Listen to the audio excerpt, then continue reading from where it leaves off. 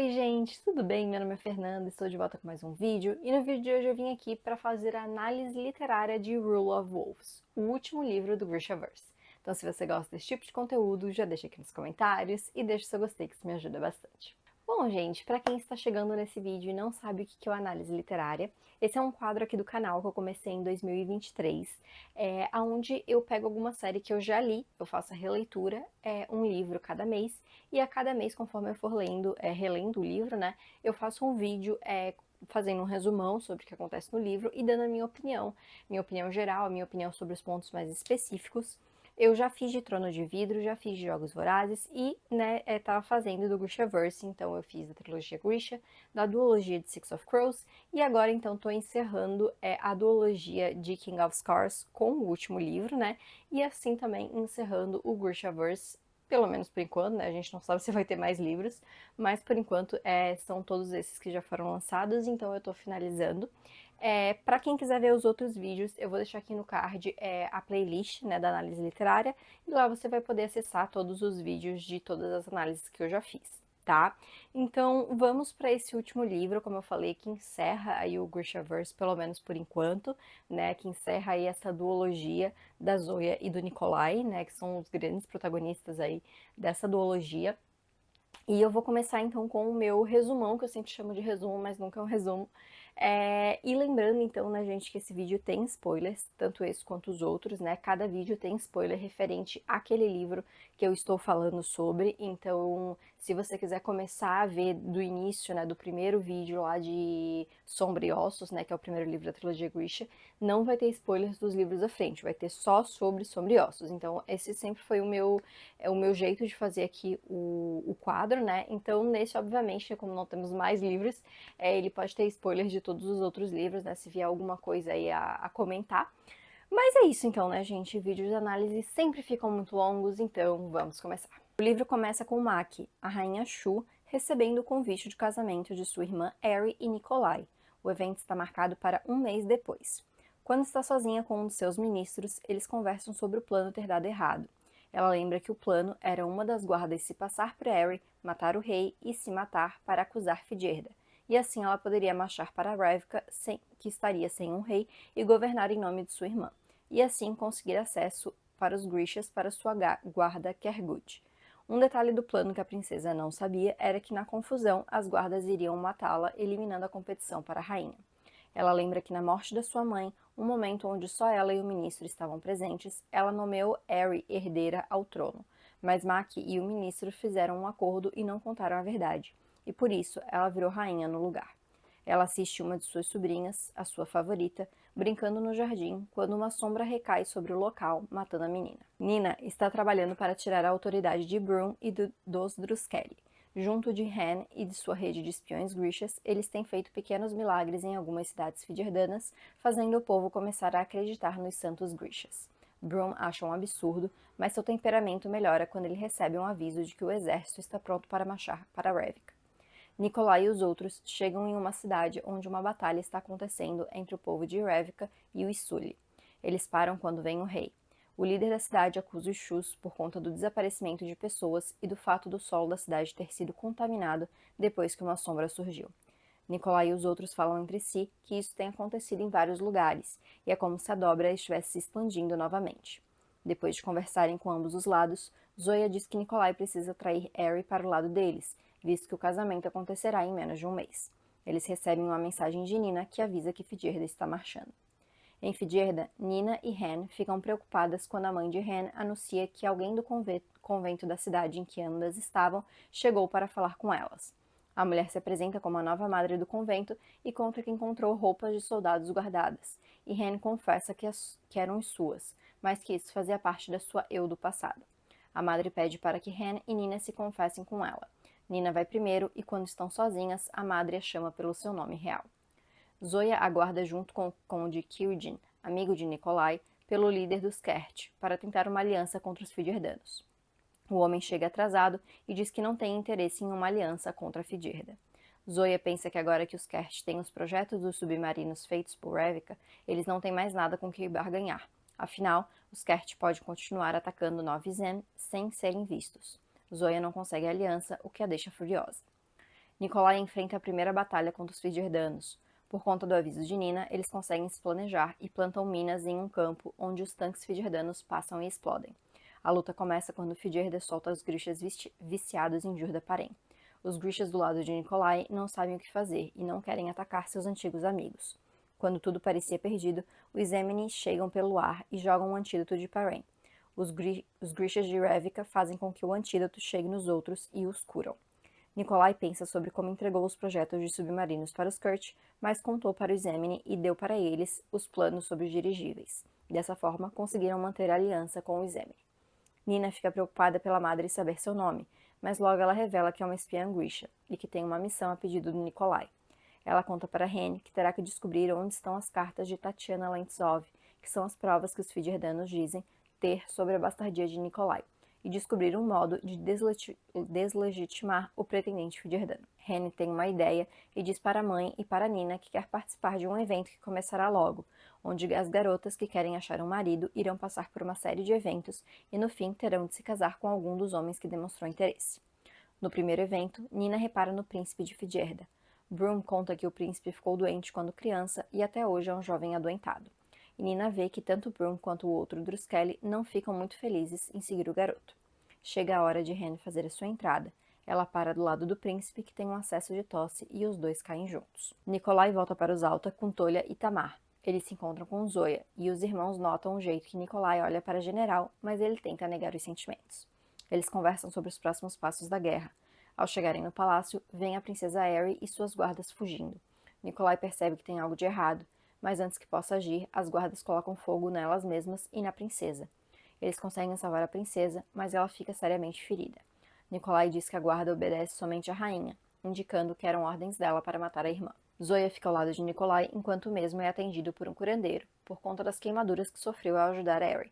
Ele pede que a general fique ao lado dele. Após o curandeiro ir embora e Nikolai já estar quase dormindo, Zoya se levanta e ele, sonolento, pede novamente para ela ficar. Vendo que ele não iria se lembrar, ela dá um beijo em sua testa e diz que se pudesse, ficaria. O triunvirato, os gêmeos e Nikolai estão reunidos. Zoya gosta da sensação desse momento, mas sabe que não pode ficar ali para sempre. Ela fala com Nikolai e ambos vão ver Darkly. Ele diz que sente a dobra se expandindo, e o único modo de parar é realizando o ritual em Nikolai novamente. Ele diz que pode saber onde teriam outra estaca para o ritual, mas que em troca quer ver Alina. Nikolai diz que Darklin está dividindo o controle da mente com Yuri, e o ritual seria para destruir o monge, e não um monstro dentro de Nikolai. Mas Darklin diz que se não o fizerem, o mundo vai morrer. O príncipe é levado pelos seus guardas, e Hen e Nina são levados pelos pais de Hen. Broom fica preocupado dos reis quererem exilar Hen por ela ter visto de perto o príncipe tão mal, o que deixa a mãe dela desesperada. Hen e Nina ficam com medo de alguém ter reparado que ela usou seus poderes, porém, ninguém fala nada sobre. Elas são chamadas pelo príncipe. Ele conversa com ambas e parece gostar da personalidade de Hen. Nina nota que Hen usa seus poderes para curar o príncipe sem ele perceber. Ao serem dispensadas, outros guardas vêm buscar Nina, que foi chamada pela rainha. A rainha quer saber o que aconteceu. Nina finge, então, que é abençoada por Jel, o que permite que ela saiba coisas que ninguém saberia, e ela conta que o príncipe ficará curado. Nikolai e Zoya debatem sobre se devem seguir os pedidos de Darklin. Nikolai mostra para Zoya que está controlando o monstro. Ela diz que irá com Darklin até Alina, caso ela aceite vê-lo, mas isso a fará perder o casamento, o que ela fica até aliviada por não ter que participar. Ela conversa com Jenna e David, e Jenna diz que irá escrever para Alina. Nikolai conversa com Eric, que está se recuperando, e leva Maio para contar sobre o plano de matar a princesa. Ainda assim, Eric não aceita a ideia de a irmã ter mandado matá-la. Nikolai conta para Maio que o irmão dela está vivo, mas se juntou ao programa Shu para virar Kergud. Nikolai se reúne com os outros e eles discutem a construção de novas armas. Nikolai diz que espera que tudo se resolva com diplomacia, mas que pode acabar em guerra ainda assim. Nina e Hen continuam sendo chamadas pelo príncipe. Em uma festa, Nina dá um jeito de ser apresentada ao pretendente ao trono de Revika, e para sua infelicidade, acredita que ele realmente é um Lentsov por sangue. Conversando com o príncipe, ela descobre que as cartas da mãe de Nikolai, que são as provas a respeito de sua bastardia, estão na seção dos Druskelly na Ice Court, uma área impossível de entrar. Zoya e Darklin chegam a uma área isolada para encontrar Alina, que chega junto de Melly. Todos conversam e Darklin diz que só quer o melhor para Revika, mas que não acredita que ninguém mais consiga ser responsável pelo país além dele. Ele questiona se Alina realmente está feliz sem os seus poderes. Yuri tenta falar alguma coisa, mas logo o poder de Darkling se revela. Em Osalta, chega o dia do casamento. A rainha Maki chega, não parecendo muito feliz. Ela caminha com Nikolai até a capela, onde, para sua surpresa, acontece o casamento de David e Jenny. Nikolai revela então que Aery foi junto de Maio e Tamar para Shuhan, para contar para os ministros sobre os planos de Maki de matá-la e começar uma guerra. Ele propõe que ela aceite uma aliança com Revika, assim como o fim dos experimentos com Grishas, e ela poderá retornar ao seu país e ao seu reinado. Senão, Aery irá tomar o poder. Nina e Han se juntam à caçada real com o príncipe, porém a rainha pede para o mesmo não participar, o que fazem as pessoas o verem como fraco. Ele chama as garotas para a tenda e bate no Druskelly que fica a seu serviço, para provar que o garoto não sente nada, mas acaba sendo muito cruel com o mesmo. Han vai chamar o seu pai, mas o príncipe acaba saindo. Nina vai se encontrar com Han e Broom e mente dizendo que não estava se sentindo bem, e Han aproveita para pedir que o comandante mostre os lobos na Ice Court para Nina. O comandante leva ambas para a seção dos Druskelly, onde estão os lobos, mas logo um alarme faz Broom pedir para as garotas ficarem ali enquanto vai resolver a situação. Assim que ele sai, Nina vai atrás das cartas. Ela encontra uma espécie de cofre na sala de Broom e encontra as cartas, mas também uma cela onde está Magnus Opger, que é a cara de Nikolai. Ele conta que está sendo usado como prova de bastardia do rei e que eles querem que ele autentique as cartas da rainha Tatiana. Ele pede ajuda de Nina e diz que não quer machucar o filho. Ela promete que vai dar um jeito de tirá-lo dali e sai da sala. Zoya entende que Darkling quis um encontro para conseguir um pouco do sangue de Alina e Melle e assim retomar o seu poder. Ela tenta usar seus poderes contra o antigo general, mas ele foge. Alina acalma Zoya e diz que acredita que ela dará um jeito. A Rainha Shu vai embora de Revika depois de concordar com os termos de Nikolai. Ele e Tolia conversam à noite, quando são interrompidos por bombas fidjerdanas. Nikolai pega um dos seus dirigíveis e encontra a fonte das bombas. Ele deixa o monstro assumir o controle e vai até o soldado que estava soltando as bombas. Ele mostra seu lado monstruoso e diz para o soldado voltar e contar o que viu. De volta para o palácio, Nikolai vê o pequeno palácio destruído e vê algumas pessoas reunidas em volta de Jenna, que está desesperada por não conseguir encontrar David. Maio, Tamar e Aery chegam em Shuhan. Elas se encontram com os ministros fora do palácio e contam tudo o que aconteceu. Alguns prometem a sua proteção e pedem para elas irem no meio da noite para o palácio para evitar problemas, mas elas não acreditam completamente nas intenções de todos eles. Elas vão no meio do dia, atravessando as ruas, onde Aery é reconhecida. Tamar e Maio veem o quanto ela é amada pelo povo. Ao chegarem no palácio, Max está lá. Ela finge estar feliz com a volta da irmã, mas todos sabem que é mentira. Ao conversarem em segredo, Mac diz que a irmã tem que desmentir tudo o que falou e que não pode querer vencer dela. Mas Aery revela que foi visitar a avó delas, que foi rainha há muito tempo, e ainda pode tirar a coroa de Mac. Com isso, ela acaba aceitando os termos de Aery. Zoe está de volta em Revika para enterrar os mortos do ataque, incluindo David. Jenny está desolada com a perda, mas sabe que não pode deixar de lado seu trabalho sendo um membro do Triunvirato, especialmente nesse momento. Zoya se sente culpada pela fuga de Darkling. Nikolai, ela, Jenny e os outros conversam sobre os próximos passos e se eles sabem para onde o Darkling vai. Eles resolvem construir a arma que David estava projetando, porém os únicos que possuem material adequado para essa arma são os Kert, que estão neutros.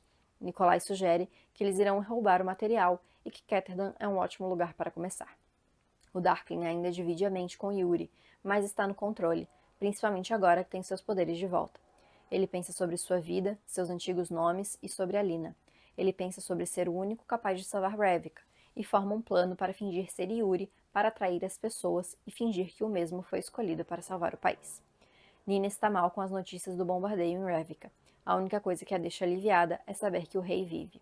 Ela pede que Han faça com que o príncipe de Fidjerda fique doente, e uns dias depois a rainha a convoca. Nina pede por segredos da rainha para os mortos, e os usa contra a mesma, fingindo que Jel está contando tudo para ela, e que o príncipe estar doente é resultado da guerra, visto que Jel estaria bravo com a destruição e bombardeio de Revika. Nina fica sabendo que Broom estará fora para uma celebração do Druskelly e resolve que irá soltar Magnus naquela noite. Dias depois da morte de David, Nikolai ainda está abalado e de luto pelo amigo. Ele vê Zoya saindo à noite e a segue. Ela entra em uma sala escondida nos terrenos do palácio. Sabendo que Nikolai estava ali, ela conta que achou aquela sala depois que a tia morreu, e toda vez que um amigo ou alguém próximo dela morre, ela planta alguma planta e diz que está ficando sem espaço.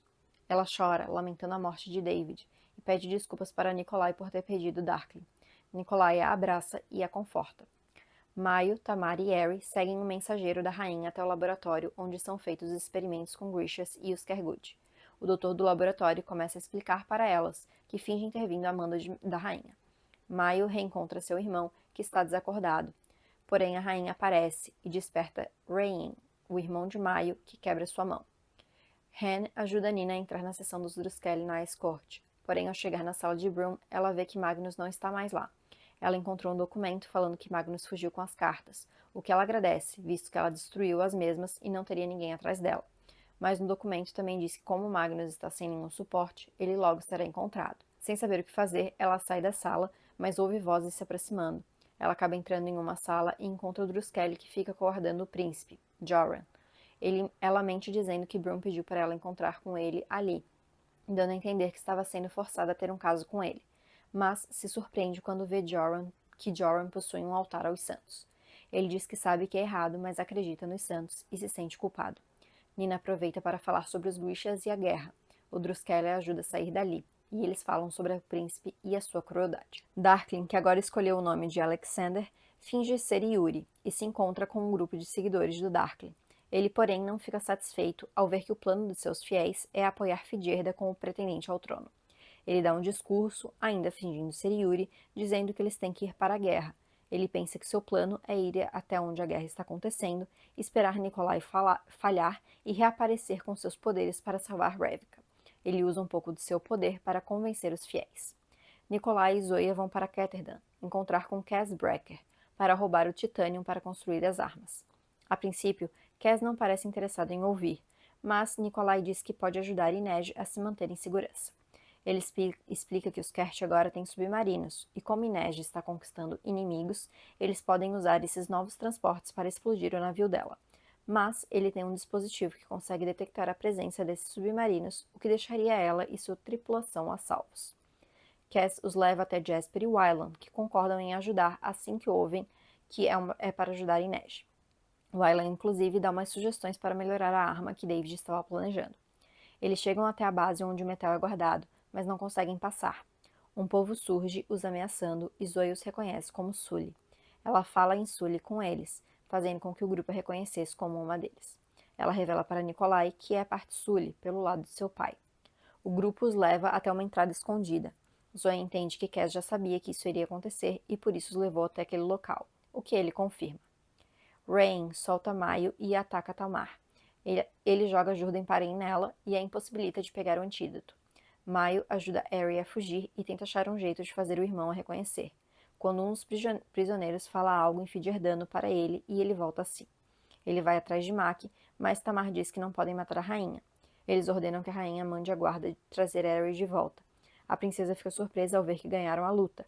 A rainha debocha dela, mas é surpreendida quando a sua avó, a antiga rainha, aparece e tira seu título. Acontece mais um baile na Ice Court. O príncipe parece gostar de subjugar a Hen por ser a filha do comandante. Ele pede para dançar com ela, e quando saem, Joran conversa com Nina. Ele ainda está confuso com a sua fé e diz ter medo de não ser uma boa pessoa. Ele revela que matou um homem desarmado em outra cidade, que o homem era um traidor, mas não estava o atacando. Nina, na hora, percebe que ele estava se referindo a Matthias. Ela diz que irá matar o garoto, que fica surpreso. Mas antes de fazer algo, o príncipe e Hen voltam. Joran mente e diz que tentou avanços com ela, mas o príncipe debocha e faz pouco caso da situação, o que deixa Hen furiosa. Nina vai embora mais cedo, ainda com raiva e tristeza ao lembrar da morte de Matthias. Hen chega para conversar com ela. Nina assume que a guerra está começando e diz que precisa ir embora. Hen pergunta de Matthias e revela querer ficar com Nina.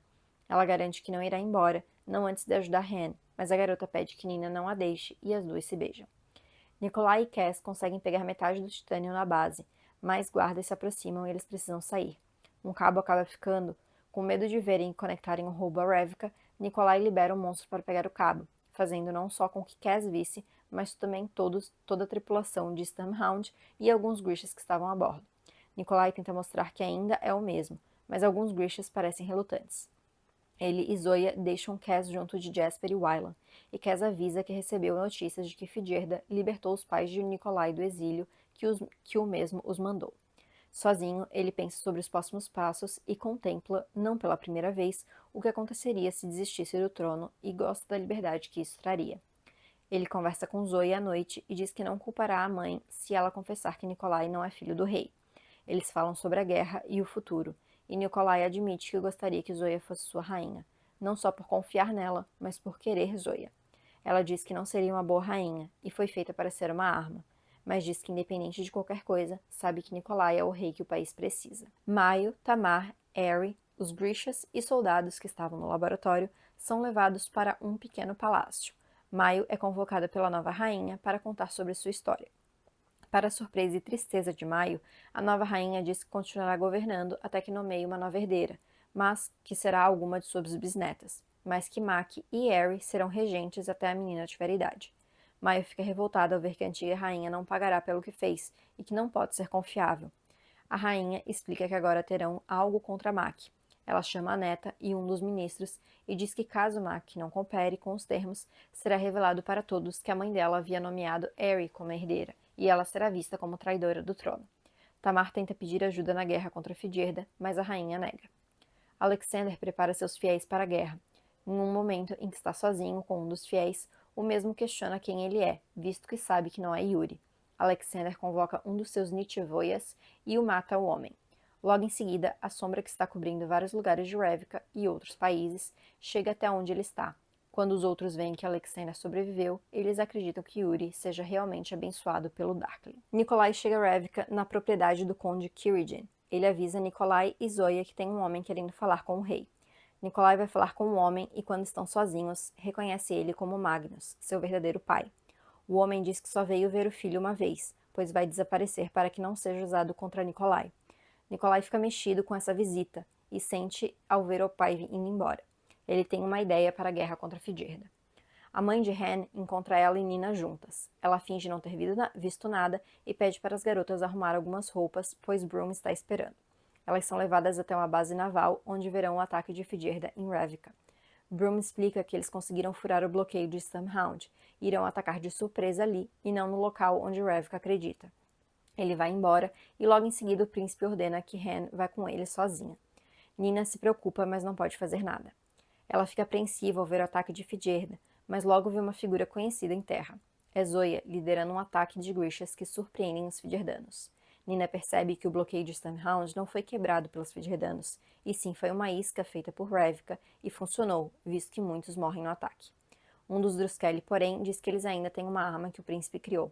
Nina fica surpresa ao ver que o príncipe é realmente cruel e tenta achar Han, mas algo a pega antes e ela desmaia. Zoe está se preparando para ir ao outro lado da batalha quando chega um mensageiro com uma mensagem do Apparat, informando que tem Nina presa em uma das celas da base naval. Jenna tenta convencer Zoe a não ir, porém ela se sente culpada por tudo que aconteceu com Nina e não quer que a garota seja morta ou torturada. Os Fidjerdanos invadem por outro lugar em Revka, onde Nikolai e o exército aguardam. Eles conseguem segurar a luta por um tempo, mas logo um vagão com Grishas drogados com Parrain são soltos. Eles usam seus poderes para ampliar o som de sinos, o que deixa os soldados de Revka atordoados de dor. Nikolai libera o monstro para tentar deter os Grishas. Alexander observa de longe o que acontece no campo de batalha, mas também é afetado pelo som ensurdecedor. Ele acaba escutando Yuri e usa seu poder para fortalecer o monstro de Nikolai, que consegue derrubar todos os sinos. Logo em seguida, porém, algo se aproxima pelos céus e Alexander resolve não ajudar. Zoya chega até a base naval de Fidjerda. Ela encontra Nina, que está sendo feita refém pelo Apparat e 2 de seus soldados. O Apparat quer que Zoya declare seu apoio ao pretendente Fidjerdano, senão ele irá matar Nina e drogar Zoya com Parrain. Ela pensa sobre as pessoas com quem se importa, e no amor que até então não se permitia sentir por eles. Ela abre a porta, conforme Juris havia falado, mata os guardas do Apparat e, antes que possam ser drogadas com Parrain, ela se joga em Nina e atravessa a parede. Enquanto elas caem, Zoya sente suas asas se soltarem. Maio chega ao campo de batalha com Tamar e Skergud.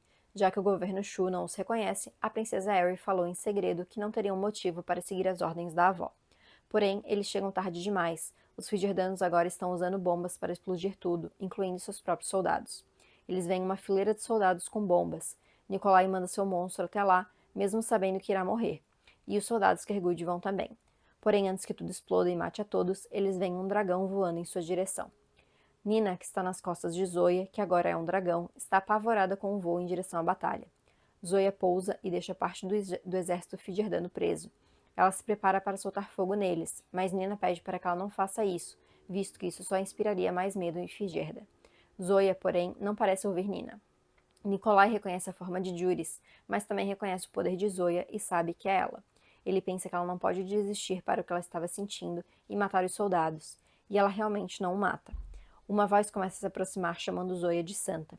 Nikolai se surpreende ao ver que é Darkling, mas o ato dele funciona e as pessoas, incluindo alguns Figerdanos, a chamam de santa também. Ela voa para longe com Nina e, ainda na forma de dragão, Nina conversa com ela e pede para ser levada de volta para a base naval de Figerda. Zoya leva e nota que Nina parece muito mais feliz. Ela voa de volta para onde a batalha aconteceu. Ela volta à sua forma normal e quase cai, mas Nadia segura sua queda. Nikolai fica preocupado, mas ela acorda. Ele conta que eles chegaram a um acordo de trégua e que estão reunindo os nobres de Revka para falar sobre a questão da linhagem real. Nina volta para a base e corre para encontrar Hen. Ela escuta Ilva, a mãe de Hen, chorando e se desespera ao ver Hen morta no chão. Joran diz que o príncipe informou que Hen caiu. Nina diz que vai matar o príncipe, mas Broom aparece e a ameaça para ela ficar quieta. Ela confronta Broom, o que surpreende a ele. Mas antes que ela faça algo, o príncipe aparece e pede para Nina se juntar a ele para compartilhar o seu luto. Nina pensa em como matar o príncipe. Representantes dos países se reúnem junto com os nobres de Revka. Nikolai vê que a mãe e o antigo rei, que para todos os efeitos era seu pai, estavam do lado dos Figerdanos.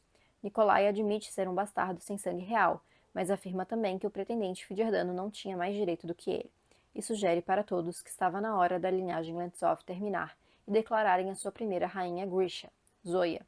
Surpresa, ela diz que irá servir a seu país como acharem melhor e questiona quem irá segui-la. Muita gente demonstra apoio, incluindo o príncipe de Figerda, para a surpresa de Nina.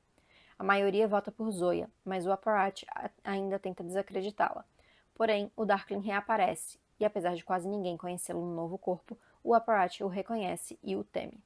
Zoya impede antes que Darkling o mate, e manda prendê-lo. A reunião termina e sobram Zoya e Nikolai apenas.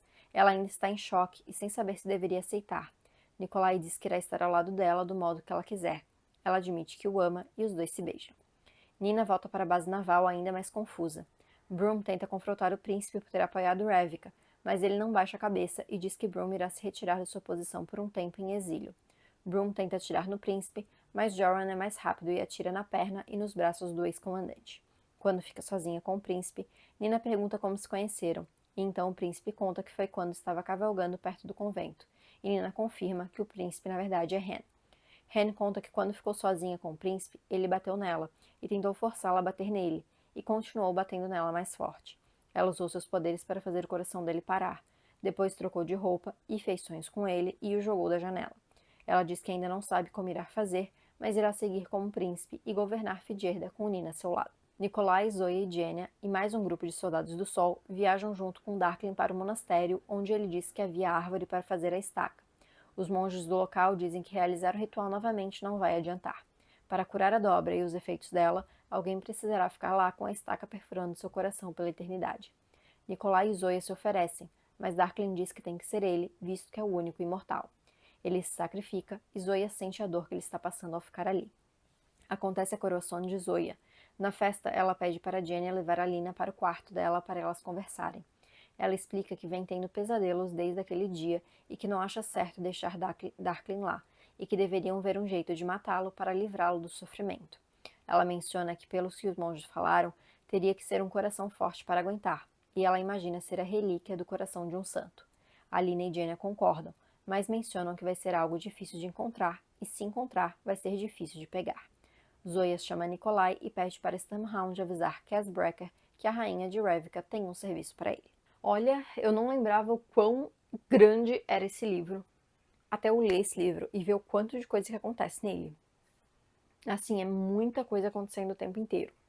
Mas vamos lá, gente. Como sempre, né, eu vou começar dando a minha opinião geral aqui sobre o livro e depois eu vou entrar nos pontos de vista específicos para falar sobre cada momento ali, tá? De modo geral, eu tenho que falar que eu me surpreendi, porque eu já tinha lido esse livro, eu tinha gostado, eu tinha dado 5 estrelas para esse livro, inclusive, só que eu tinha ficado com uma impressão, como já faz tempo, né, eu li esse livro em 2021, quando eu pensava nesse livro ali, depois, né, nos anos seguintes, coisa e tal, eu tinha mais uma impressão negativa do que positiva, por mais que eu tivesse dado 5 estrelas pro livro, sabe? Porque eu não conseguia lembrar muito bem dos momentos bons desse livro. Eu lembrava muito de momentos que eu não gostava tanto, de enredos que eu não gostava tanto, e isso acabava afetando a minha visão em relação ao livro. E até quando eu comentei, né, eu fiz o vídeo da análise de King of Scars, eu comentei que tinha algumas coisas, né, alguns enredos que eu não gostei tanto da primeira vez, que eu não sabia se eu ia gostar nessa segunda vez, e eu devo dizer que essa minha releitura me deu uma nova visão sobre o livro. É até estranho, porque assim, apesar de eu parecer que eu gostei mais na releitura, eu diminui a minha nota. Incrível, assim. Mas a primeira vez eu dei 5 estrelas porque eu desconsiderei as coisas que eu não gostei e dei 5 estrelas e é isso, sabe? Mas eu fiquei com essa sensação de que tem alguma coisa errada. Agora não, agora eu fico com a sensação de que eu gostei do livro, tá? Tem algumas coisas que eu vou falar sobre, mas eu gostei do livro. Mas eu não acho que ele seja 5 estrelas, sabe? Ainda mais por comparar, assim, o Grishaverse agora como um todo, comparar com a duologia de Six of Crows, pra mim não tem como comparar a duologia de Six of Crows. Pra mim ela continua sendo muito melhor. Apesar de que a duologia de King of Scars também é muito boa, mas fica abaixo de Six of Crows.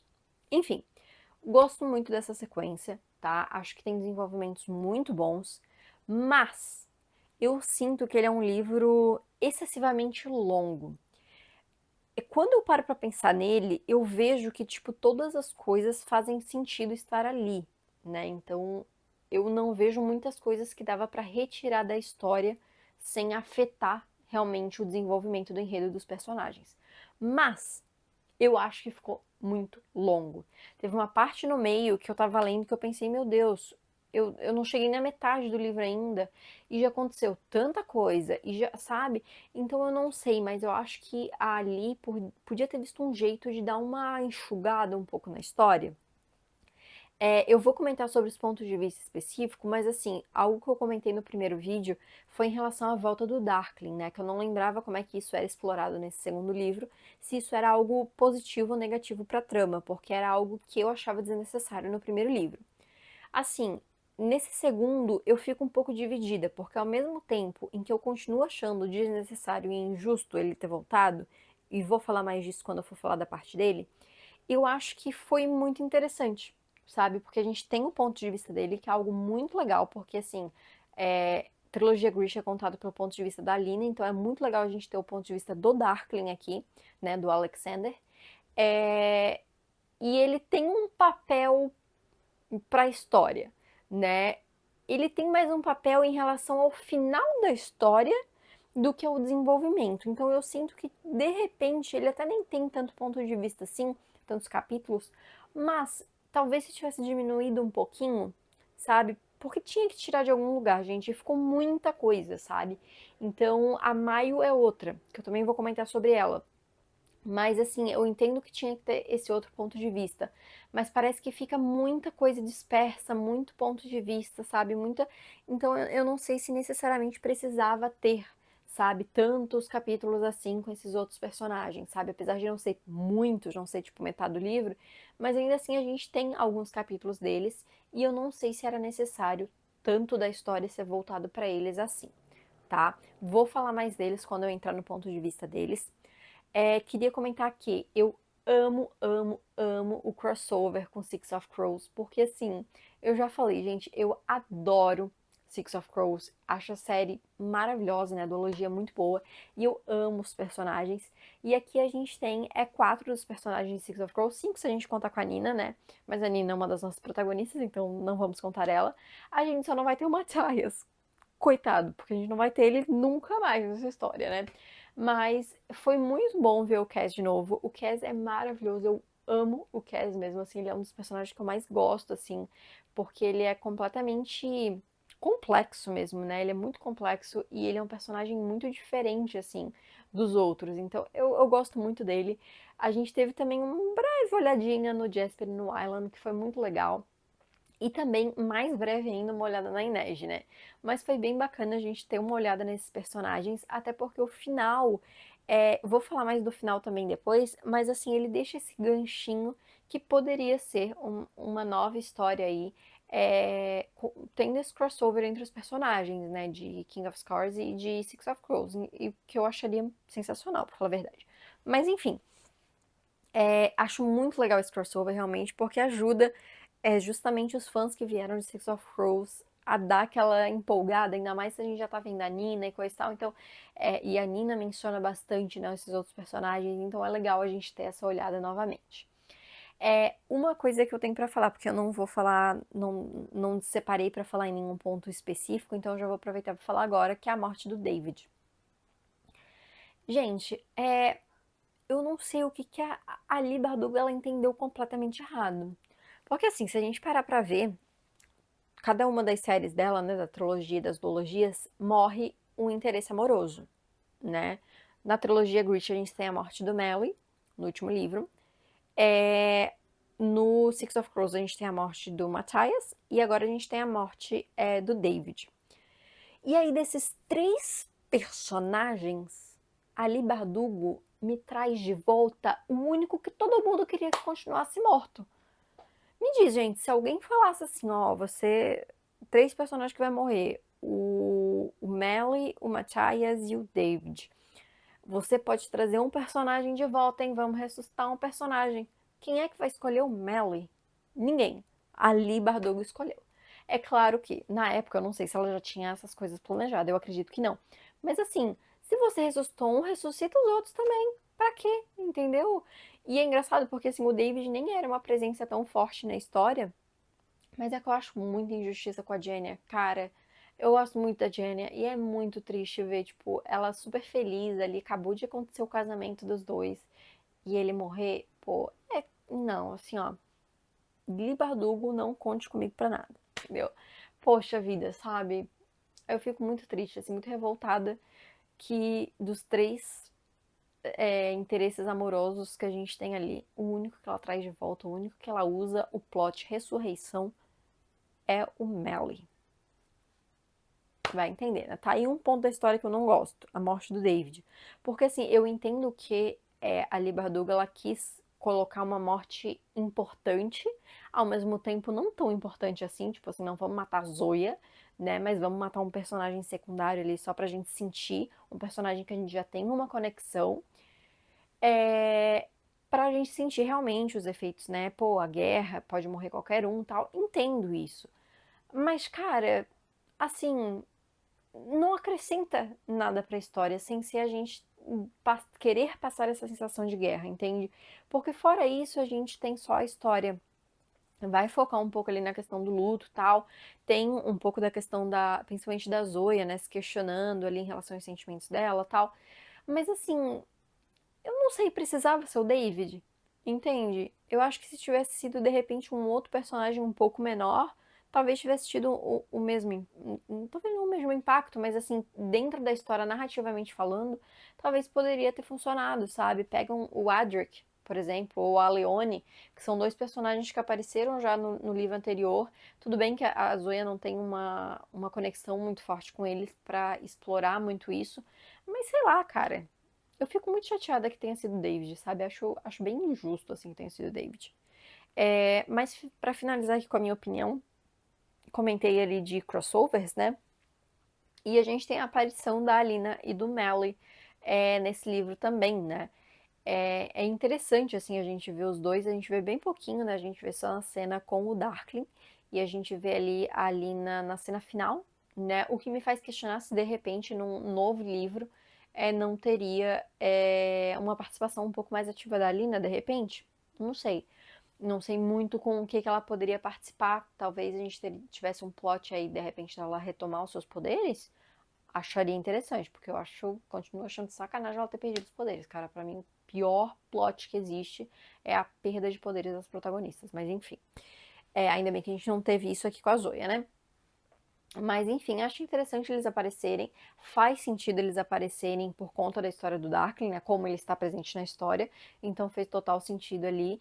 E interessante notar os dois ali juntos, tal. O Melly apareceu bem pouco, então não teve tempo para ser chato. Então tá tudo certo. Mas enfim, gente, no geral, eu gosto desse livro. Vamos falar sobre os pontos mais específicos para poder aprofundar mais sobre o que eu achei. Minha nota para ele é 4,5. tá? Antes eu tinha dado 5, eu baixei para 4,5, mas por conta dessas questões que eu fui avaliando da história, eu achei ela muito longa e coisas do tipo, mas ainda assim eu acho que é um bom livro e é uma ótima finalização. Vamos entrar então agora nos enredos, né, mais específicos, como eu comentei, começando pelo enredo da Maio, que eu acho que de todas era o enredo mais afastado ali do enredo central, né? Acho interessante assim o enredo dela para mostrar esse outro lado, esse outro reino ali nesse outro país, para a gente ver ali a questão dos experimentos, da guarda. Mas foi o que eu comentei, assim, eu não sei se teria necessidade de. Eu acho que ela tem, sei lá, uns 4, 5 capítulos. Eu não sei se teria necessidade de tudo isso, sabe? Novamente, entendo que era pra gente ter ali noção das coisas, mas não sei, sabe? Eu acho que é óbvio, isso acrescenta profundidade pra trama e pro enredo e tudo mais, pros personagens como um todo. Mas talvez se tudo que aconteceu ali fosse contado pros personagens, será que a história perderia tanto? Não sei, sabe? De repente do Nikolai ter recebido uma carta da Tamar falando, ó, a gente descobriu aqui, né, a rainha que se. Ah, porque tem umas cenas legais? Tem, mas assim, é uma outra cena, sabe? Então me questiona se vale a pena ter todos esses capítulos, todos esses pontos de vista para ter uma ou duas cenas interessantes ali, sabe? Quando isso poderia de repente ter sido resumido e contado para outros personagens. Como eu falei, talvez a história perdesse um pouco da sua profundidade, esse lado, e talvez se isso acontecesse eu fosse reclamar de falta de profundidade, talvez. Mas eu não vou saber, né? Eu tô aqui com uma história na mão, então eu tô debatendo sobre as questões desse ponto de vista. Realmente, assim, é uma personagem que eu acho bem qualquer coisa, sabe? Não consegui achar ela super interessante assim pra justificar eu querer continuar acompanhando o ponto de vista dela.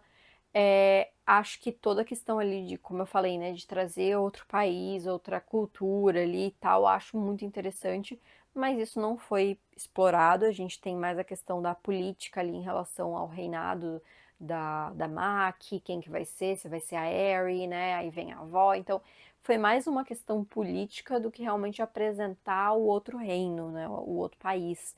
É engraçado porque eles têm reis, mas eles falam que é país, né? Mas enfim, só um detalhe que eu pensei quando eu tava lendo. Acho que o que mais que acrescenta mesmo é em relação aos experimentos ali, a guarda Kergud, que eu não pra mim eu tô falando errado com toda certeza. Mas é assim que eu leio, gente.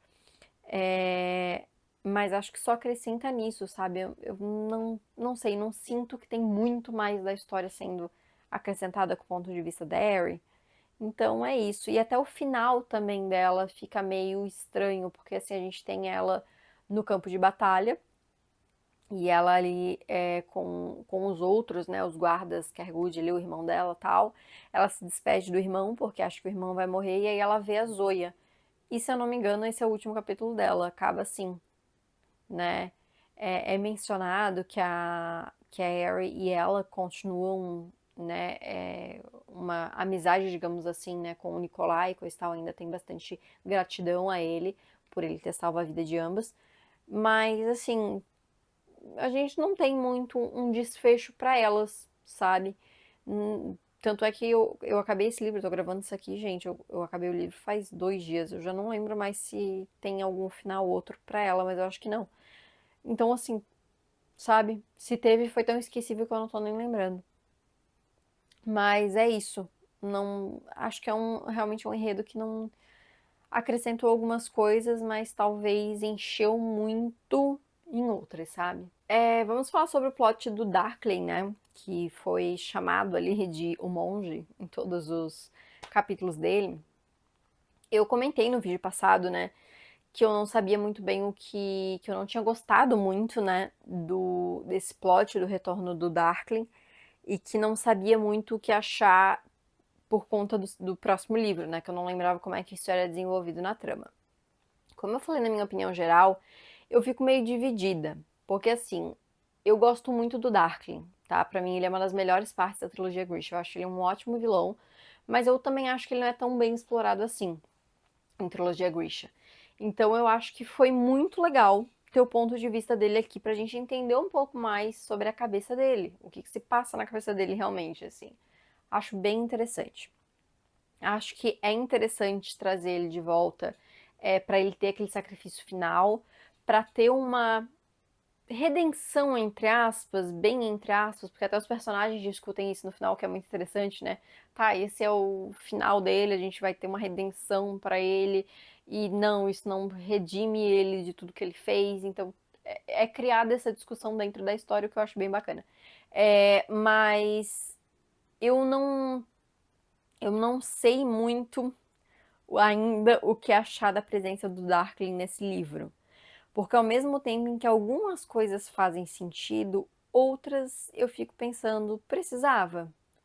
Porque assim, entendo que tem a questão, né, do Nikolai com o monstro ali, entendo que no final ele ficou ali para fazer aquele sacrifício, mas assim, e talvez isso fosse criar, né, na verdade isso é o degrau para criar a próxima história de Grishaverse, se tiver. Mas assim, vamos parar pra pensar, gente. O Darkling foi trazido de volta no final do primeiro livro. E aí os personagens chegam à conclusão de que a gente vai ter que fazer o ritual de novo pra matar o monstro ali dentro do Nikolai.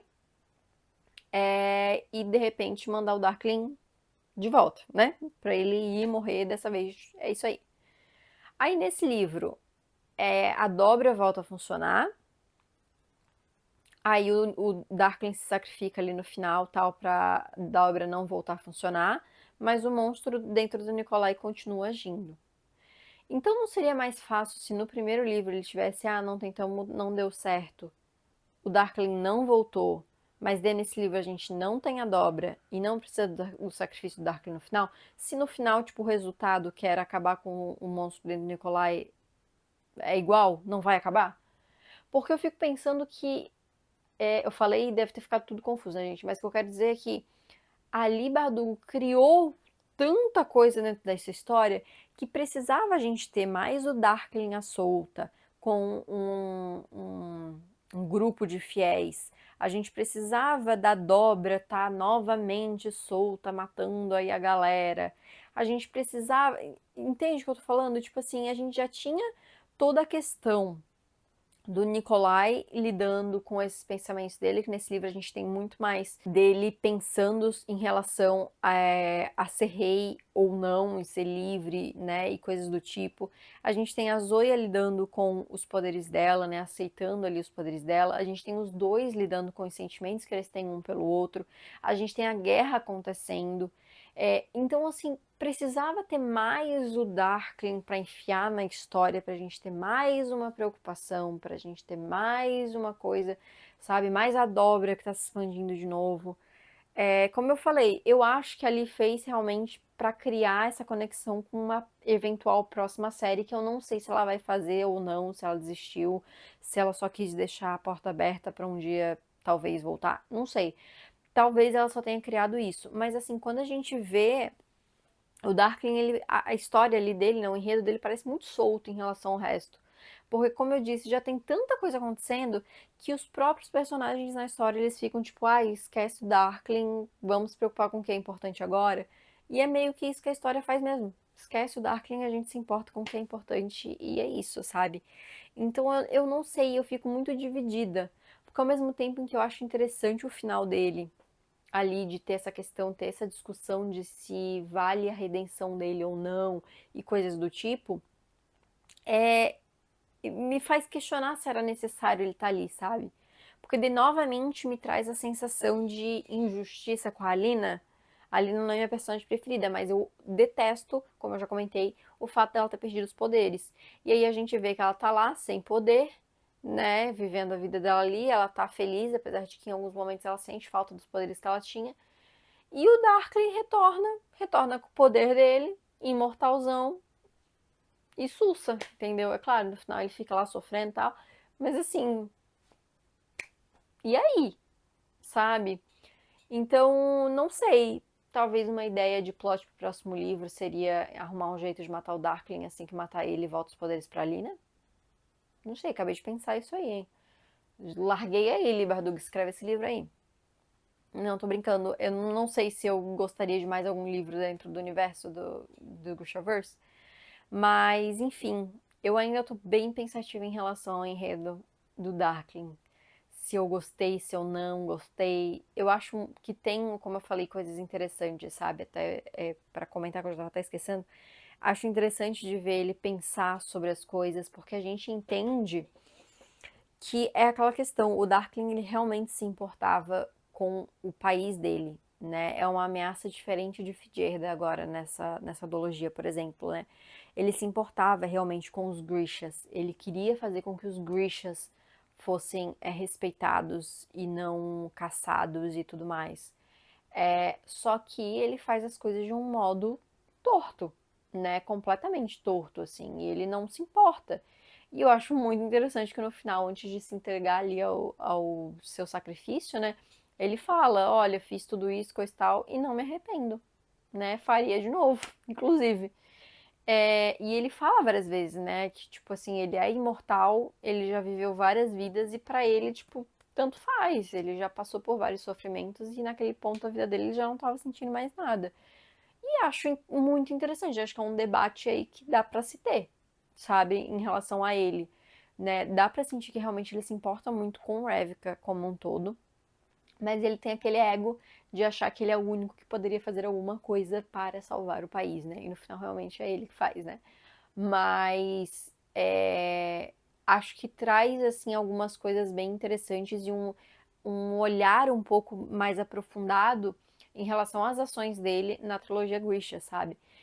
De ver que realmente ele estava fazendo algo errado, tipo, o motivo era certo, mas o jeito com que ele fez é totalmente errado. Não estou passando pano, não estou defendendo o Darkling das coisas que ele fez, tá, gente? Só tô falando que agora a gente começa a entender um pouco melhor e realmente ver que ele se importava com o país e com as suas pessoas ali, né? Mas é óbvio que no meio do caminho ele deturpou tudo, né? Mas enfim, acho bem interessante mesmo.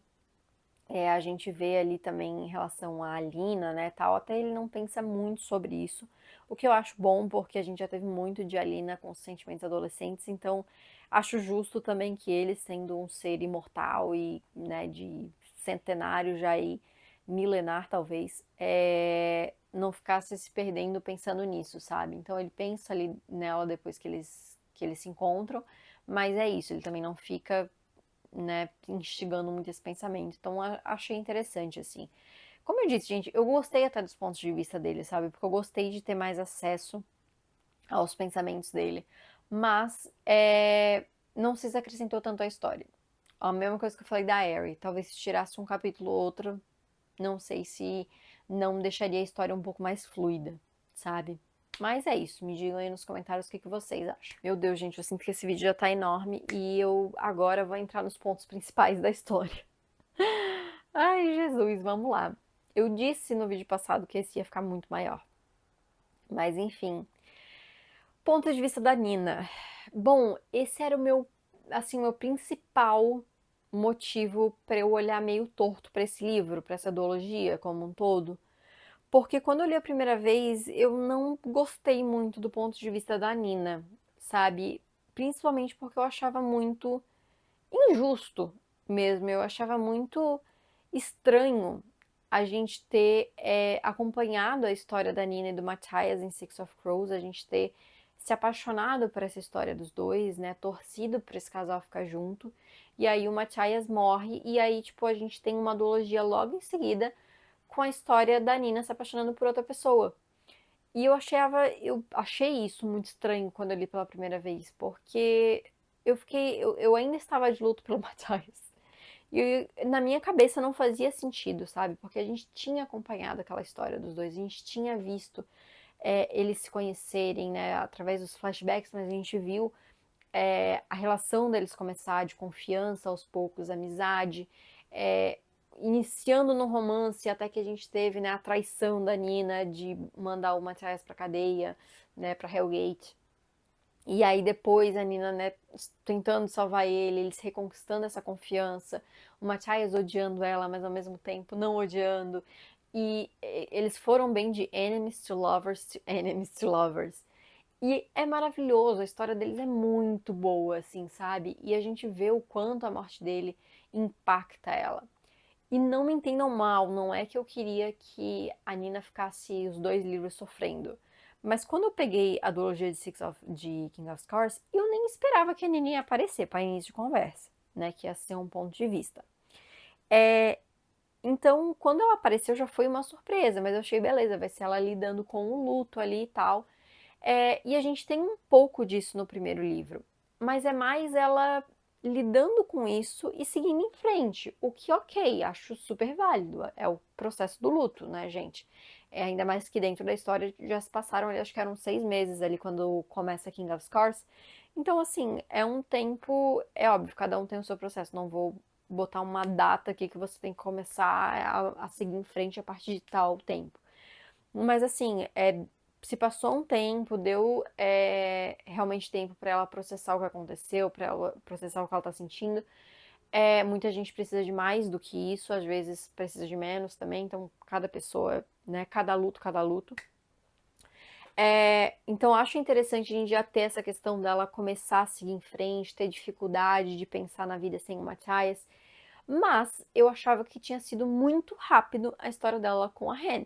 Porque assim, se a gente parar pra pensar a história entre o primeiro e o segundo livro, é bem rápida, né? Bem rápida.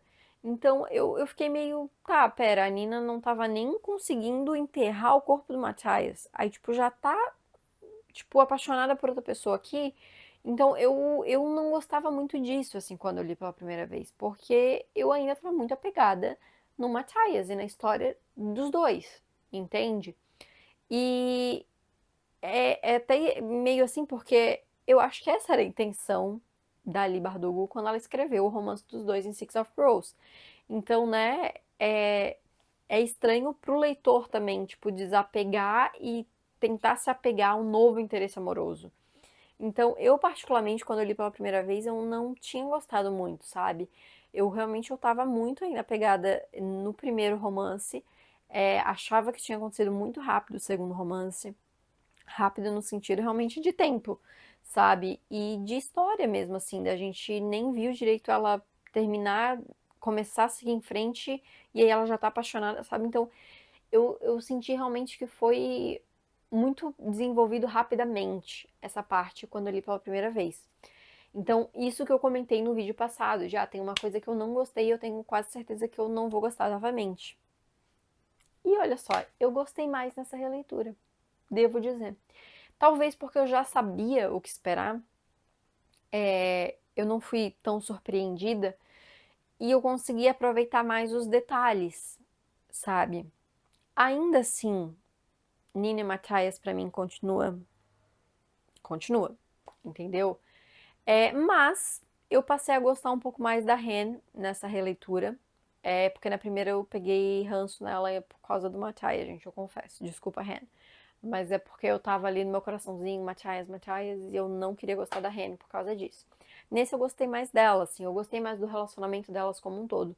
Mas, ainda assim, eu continuo preferindo o Nina e Matthias, tá? Já digo aqui. Mas enfim, passado isso, só queria fazer esse disclaimer aí em relação a essa relação mesmo, né? Esse relacionamento aí. Acho que é bem interessante o papel que a Nina tem, né, nesse livro. Até enquanto eu tava relendo ali o resumo, né, quando eu tava lendo aqui no vídeo, eu ainda tava percebendo, nossa, a Nina teve um papel muito importante pra guerra, sabe? Como espiã. Talvez a gente não perceba tanto conforme a gente tá lendo a história mesmo, mas quando eu fui repassando, tipo assim, nossa, ela que deu um jeito de avisar na primeira batalha. Se a Nina não tivesse dado um jeito de avisar na primeira batalha, talvez Revka já teria perdido na primeira batalha, sabe? Então ela deu um jeito, ela conseguiu destruir as cartas, o que deu uma atrasada ali neles para eles conseguirem provar ou tentar provar a bastardia do Nikolai. E ela teve ali agindo por dentro mesmo, né? Do pessoal começar a acreditar nos santos e coisa e tal. Então, a Nina ela foi de extrema importância para Revka, o que eu acho sensacional. Então, eu acho muito legal ela ter um papel tão ativo assim na história, né? E às vezes um papel que a gente não percebe de primeira, mas quando a gente está observando ali na releitura, né, ou quando a gente vai relembrando ali os pontos principais da história, a gente vê que realmente ela teve um papel bem interessante assim na história. Então eu gosto bastante disso, assim.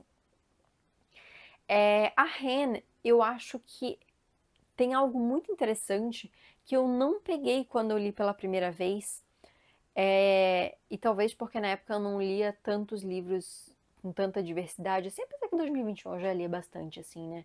Mas eu não me toquei disso, que a história da Ren é muito um paralelo com pessoas trans, né? Porque desde o primeiro livro a gente vê que ela não se sente confortável no corpo dela, né? Então ela gosta mais. Uma que ela não gosta de roupas femininas, né? Ela não gosta dos vestidos, ela não gosta. Ela gosta de botar as roupas de soldados, tudo. O pai dela, né, queria ter um filho, então ela tentou até um momento meio que ser esse filho, até quando ela viu que não tinha como, porque, né, filho de herda não permite que mulheres façam várias coisas. Quando ela corta o cabelo dela, né, que ela até chega a chorar e ela fala que, tipo, ela gostou de se ver daquele jeito, né, ela se identifica mais daquele jeito. E tem um momento também que ela modifica as feições para parecer um soldado, né, e ela também, que ela chora nesse momento e fala, não, é nesse mesmo momento, né, do cabelo, que ela fala que ela gostou mais desse jeito do que com as suas feições femininas. Então eu acho muito interessante, né? Inclusive quando ela, no final, quando ela e a Nina conversam ali sobre ela assumir o papel do príncipe, ela fala que ela realmente não se importa com esse lado dela assumir o papel do príncipe, um papel masculino, porque realmente é como ela se sente confortável. Então me faz questionar, assim, sabe? Não sei se eu sou a melhor pessoa para falar sobre isso, mas eu peguei alguns paralelos, assim, sabe? É óbvio que essa é uma história de fantasia, a gente não tem como traçar paralelos com a vida real necessariamente, até porque, né, nessa história são coisas de magia e coisas completamente diferentes, então não tem como a gente trazer para a vida real. Mas eu acho que dá pra gente traçar paralelos, assim, com essa questão dela não se sentir à vontade no seu próprio corpo, sabe? E isso é deixado claro vários momentos durante a história, assim. Então eu achei bem interessante, assim, pegar essa visão quando eu tava relendo agora dessa vez, sabe? Que eu pelo menos não lembro de ter pego essa visão quando eu li pela primeira vez. Então acho bem interessante, assim, dali ter colocado de uma forma sutil e ao mesmo tempo não tão sutil, porque várias vezes a Rene fala e deixa bem explícito isso, né? O quão ela se sente mais confortável com trajes masculinos e portando feições masculinas do que femininas, né? Então achei bem interessante assim ver que ali conseguiu abordar isso também, não mega explicado e mega desenvolvido, mas de um jeito que fez completo sentido com a personagem e com a história. Então, assim, gente, resumindo só, né, que eu só quis parar pra destacar isso que realmente eu achei bem interessante. Eu gostei do ponto de vista da Nina nessa segunda leitura. Ainda não sei 100% o que achar do romance, porque o meu coraçãozinho é Zelnick, entendeu? Então, é isso, infelizmente é isso. Mas eu acabei gostando, assim, achei mais bonitinho todo o romance delas nesse segundo livro. Dá pra ver, nessa segunda leitura, aliás, dá pra ver isso sendo construído aos poucos. Então eu achei bem mais interessante do que na primeira leitura, com toda certeza. E olha que eu reli Crooked Kingdom agora, então assim, era pra ser pior dessa vez a saudade do Matthias. Mas eu achei bem interessante, assim. E acho que se tiver aí um livro com os personagens de Six of Crows, pode ser bem interessante a gente ter a presença da Nina, né? Uma coisa que eu acho interessante também, que eu pensei quando eu tava relendo, né, agora também, só pra finalizar mesmo, a parte da Nina, né? É, é que a Nina, ela aceita ficar com as feições modificadas ali pra poder ficar com o príncipe, né? Com a Rhaene. E ela pensa ali, né, sobre isso, sobre a Rhaene pergunta, né, que ela não se importaria de não voltar para pro seu rosto normal, né? Porque ela não poderia voltar a ser a Nina ali, né? Ela é reconhecida, então ela não poderia fazer isso, ela teria que viver como a Mila, né, que é a identidade falsa dela ali. E ela disse que tudo bem, ela aceitaria pra ficar com a Rhaena, ela não se importa com isso. E eu penso que é uma maneira de até... É como se a parte dela física ali, né, ou uma parte dela, né, tivesse morrido junto com o Matthias, sabe? Aquela Nina, e talvez tenha sido essa não um paralelo, né, mas tipo, que tivesse sido a intenção dali, né, de que aquele lado da Nina, né, morreu junto com o Matthias. Então, a partir daquele momento, ela era uma Nina diferente, né, ela era um outro pedaço. Eu pensei em outro paralelo com outra história, mas que eu não vou falar porque a ideia é spoiler, porque não é daqui, né? É outra série. Mas que talvez seja algo que a gente possa encarar assim, sabe? Aquela Nina Zenik que a gente conheceu em Six of Crows, com aquelas características, coisa e tal, aquela morreu junto com o Matthias e agora a gente tem uma outra pessoa, né, pra viver com a Hen. E eu acho que é interessante, sabe? É uma visão que eu tive aí quando eu tava relendo e eu achei bem interessante mesmo. Eu já não sei mais há quanto tempo que eu tô aqui. Minha garganta tá seca já de tanto falar, porque eu perdi o controle nesse vídeo. Mas é isso, né, gente? Vamos finalizar então. Fala sobre os principais protagonistas, né? O Nikolai e a Zoya, que tem um desenvolvimento bem interessante nesse livro, né? Eu acho que mais da Zoya do que do Nikolai. Eu falei a mesma coisa no primeiro livro, né? Mas é que eu sinto que o desenvolvimento da Zoya ele é muito mais visível, digamos assim, do que do Nikolai. O do Nikolai é muito mais um desenvolvimento interno no sentido da relação dele com o poder, com a coroa, em relação aos sentimentos dele com a Zoya, né? Então é um desenvolvimento muito mais interior, digamos assim, que a gente percebe nos pontos de vista dele, né? O Nikolai eu já falei, né? Eu amo, é um personagem que eu gosto muito mesmo. E é bem interessante porque a gente acompanha bastante nesse livro essas questões dele de pensar sobre querer ou não querer ser rei. E eu acho interessante porque quando eu tava lendo, relendo agora o Rule of Wolves, eu tava pensando assim, nossa, mas, né, parte de mim tava pensando, será que faz sentido o Nikolai agora começar a pensar que não quer ser rei, que queria liberdade? Porque, né, pô, lá em Trilogia Grisha tava ele falando pra Lina que, né, pô, que queria governar e tal. E eu parei pra pensar assim, cara, mas peraí, a gente tava no ponto de vista da Lina, né? E o Nikolai, na verdade, eu acho que ele nunca falou, tipo assim, ah, eu quero ser rei. Mas que dentre as opções, ele via que ele era a melhor opção, né? Que era entre o pai dele, o irmão e ele, né? Ou o Darkling, será? Então, acho que entre as opções, ele se via como a melhor opção. E, realmente, né? Então, ele meio que via como uma obrigação até dele, né? De tentar realmente fazer algo pelo seu país ali, né? Então é interessante a gente notar, né, esses pensamentos que ele tem em relação à coroa, principalmente, né, em relação nesse livro. E quando ele pensa sobre as questões de liberdade e o quanto ele sente falta da liberdade, principalmente quando ele tá ali como o Stamhound, né? Então, eu acho que é bem legal a gente acompanhar, assim, esses pensamentos dele e ver realmente como que ele tá pensando realmente e vai, não é mudando, mas ele vai cada vez mais ao longo do livro pensando sobre isso e tendo mais certeza de que ele não quer ser rei, né? Que ele quer ajudar o país, que ele vai estar ali, né? Tanto é que no final ele fala pra Zoe que vai estar do lado dela, mas que ao mesmo tempo ele não quer, tipo, essa responsabilidade, esse peso realmente, né? Da coroa, e ele não se vê como a melhor opção para isso, né? Ele acaba se retirando ali, né, de ser rei, mas na real que ele vai ser rei, né? O... Até no final, acho que a Lina ou é a Jenny que comenta, acho que é a Lina. Tipo, vocês perceberam que ele deu um jeito de, mesmo ele não sendo rei, ele vai ser rei, né? Aí elas ainda comentam, não, ele vai ser o príncipe consorte e tal, né? Vai ser só o consorte da rainha. Mas ainda assim, ele vai estar ali, né? Então, ele vai continuar sendo presente e responsável ali em relação ao reino, ao país, né? Mas de um modo um pouco diferente, né? Então eu acho bem interessante, assim, tudo isso, né, que a gente vai vendo. A gente também tem mais dos pensamentos dele em relação à linhagem dele ali, né, aos pais dele.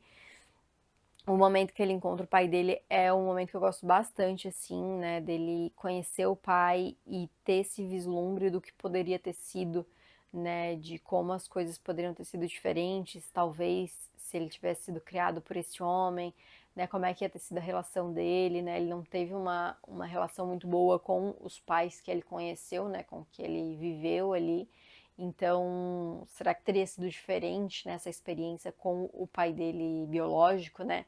Então, acho que traz questionamentos interessantes ali. Eu gostaria de ter visto no final alguma menção a mais em relação a isso, porque, pelo que eu me recordo, a gente só tem a menção ao Nicolai apresentando a meia-irmã dele ali, né, pra Inês, ali no final, né? Ali no dia da coroação da Zoya. Então eu queria ter visto um pouco mais, de repente, uma menção a isso, sabe?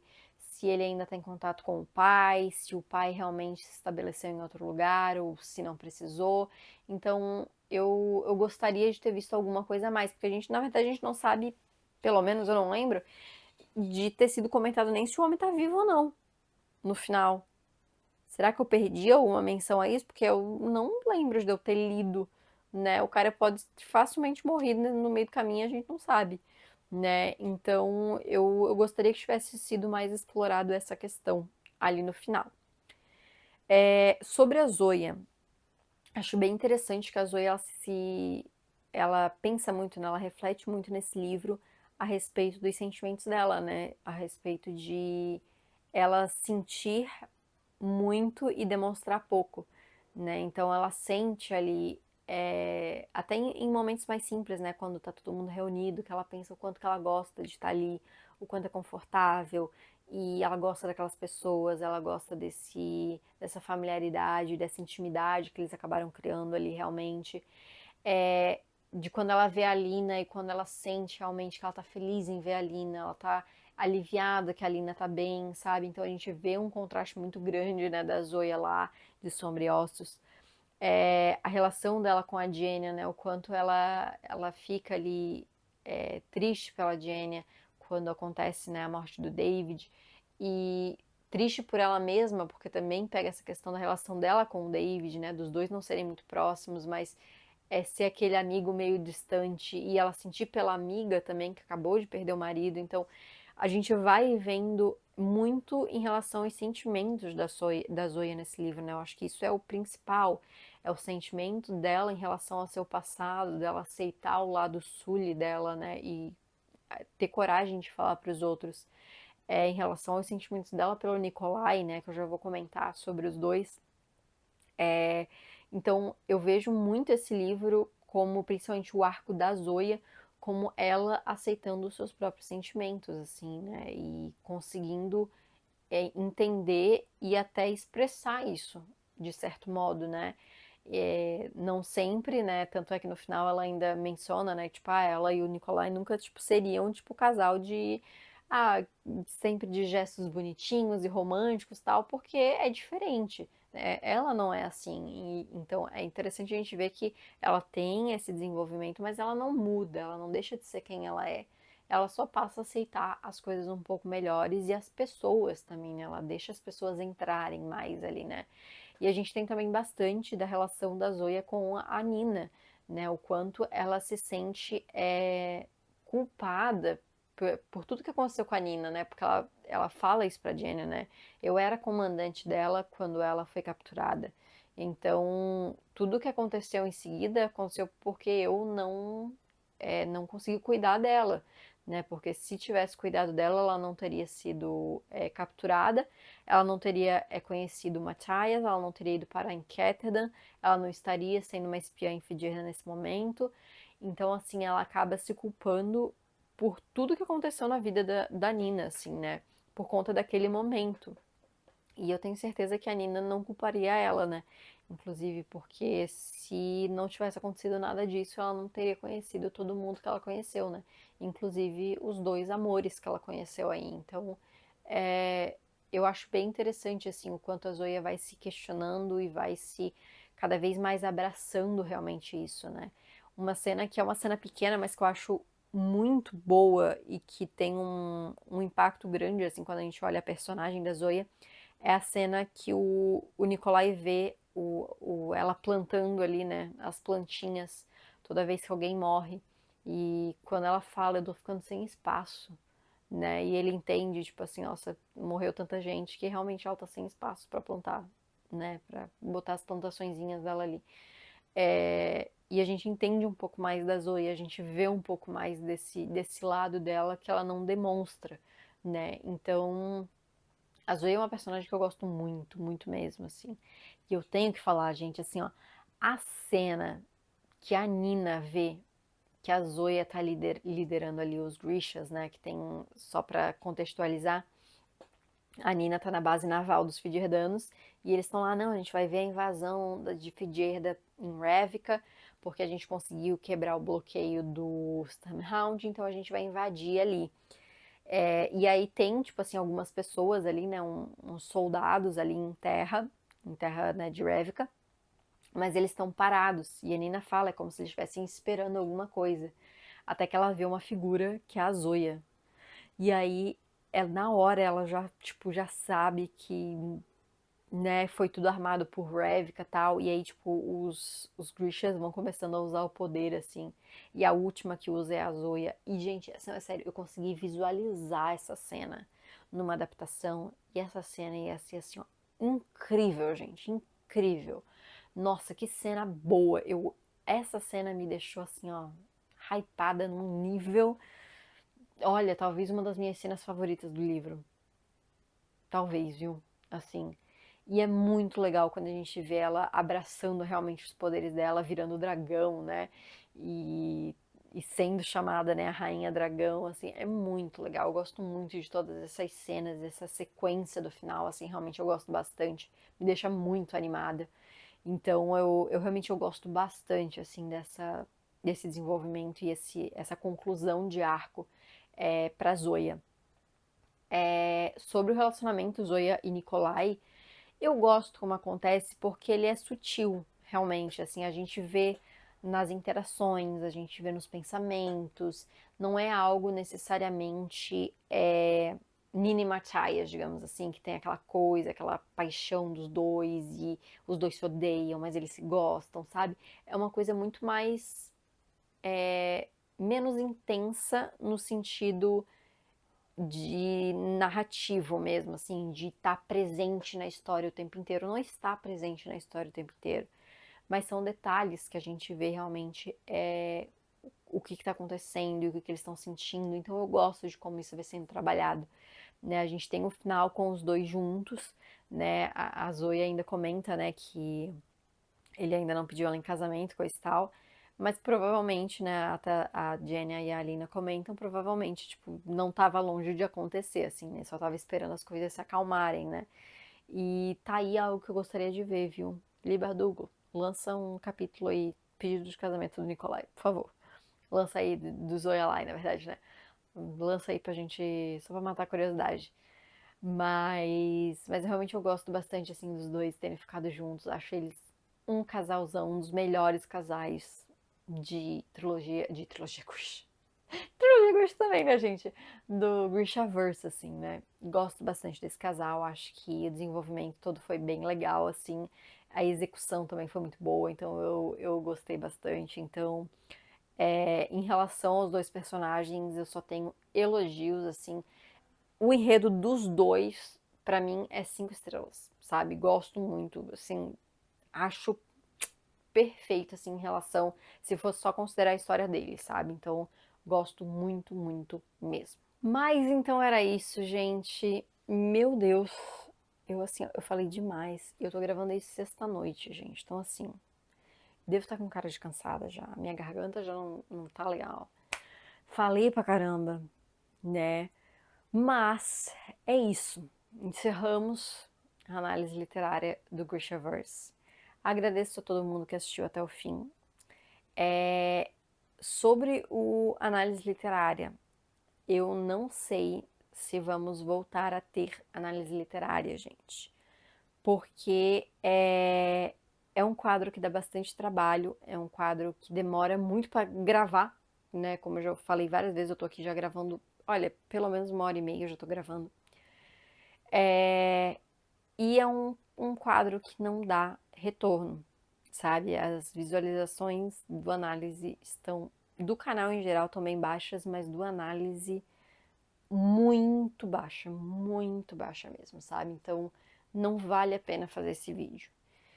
Então não sei, talvez volte mais pra frente com outra série, mas no momento não é algo que me interesse a fazer por um bom tempo, tá? Então encerrei o Grishaverse porque eu já tinha prometido que eu ia encerrar, eu já tinha me comprometido a fazer até o fim, mas eu confesso que eu pensei em desistir no meio várias vezes, assim, né?